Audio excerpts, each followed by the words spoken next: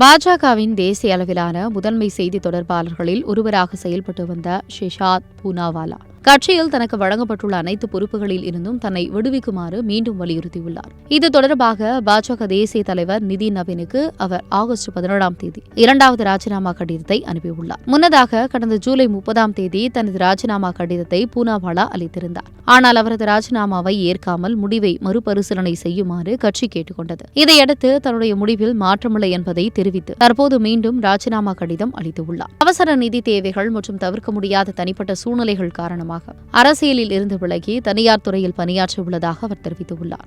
தனது கடிதத்தில் நான் அமைப்பை விட்டு விலகுகிறேனே தவிர நபரையோ அல்லது பாஜகவின் கொள்கையோ அல்ல என்று பூனாவாலா குறிப்பிட்டுள்ளார். மேலும் கட்சிக்கு வெளியிலிருந்தும் பிரதமர் நரேந்திர மோடியின் தொலைநோக்கு திட்டங்களுக்கு தொடர்ந்து ஆதரவளிப்பேன் என்றும் தெரிவித்துள்ளார். பிரதமர் நரேந்திர மோடி, மத்திய அமைச்சர்கள் அமித் ஷா, ராஜ்நாத் சிங் மற்றும் பாஜக தலைவர் நிதின் நவீன் ஆகியோருக்கு தனது நன்றியையும் அவர் தெரிவித்துள்ளார். 2021ஆம் ஆண்டின் பிற்பகுதியில் பாஜகவில் இணைந்த பூனாவாலா வம்சாவளி அரசியல் பின்னணி இல்லாத பசுமந்தா முஸ்லிம் இளைஞராக தேசிய அளவில் முக்கிய பொறுப்பை பெற்றதையும் தனது கடிதத்தில் நினைவு கூர்ந்துள்ளார். பின்னர் பாஜகவின் முக்கிய முகங்களில் ஒருவராகும் கட்சியின் முன்னணி முஸ்லிம் குரல்களில் ஒருவராகும் அவர் உருவெடுத்தார்.